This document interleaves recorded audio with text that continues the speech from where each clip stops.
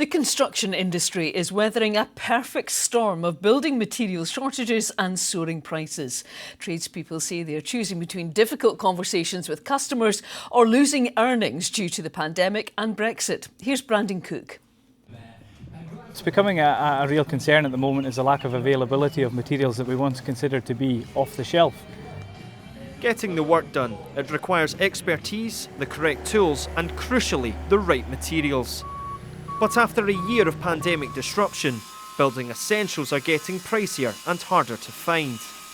Alistair MacLeod and his team have been on this Aberdeenshire job for a week, but the wood here was ordered months ago. Well, we find ourselves having to procure material far earlier than is practical in an attempt to beat the rising costs and avoid a situation where a lack of material ultimately results in costly delays.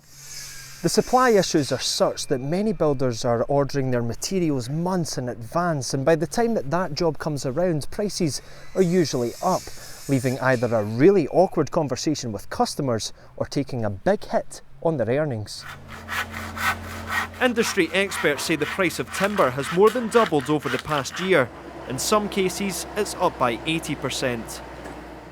From paint to plastics, prices have soared. The pandemic, coupled with a rising global demand, has created a perfect storm. And there's no end in sight. Whilst there's lots of conversations going on with the manufacturers, the builders and merchants about mitigation factors to work through this supply chain crisis, at the end of the day, we're not expecting any solutions in the short to medium term at this particular stage. Some timber prices have moved between 50 and 100% of what they were 12 months ago. Trades across the northeast come to this builders merchants for supplies, but right now it's struggling to get them. They're waiting longer and paying more. The lead times that we experience in bringing stock into our business now is exceptionally greater than it ever has been.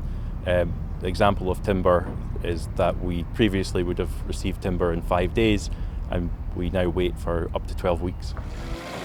Things aren't easy when you're caught in the middle, and throughout the supply line, trades are feeling a pinch. While weathering a storm, many are having to dig deep to keep their balance sheets in check.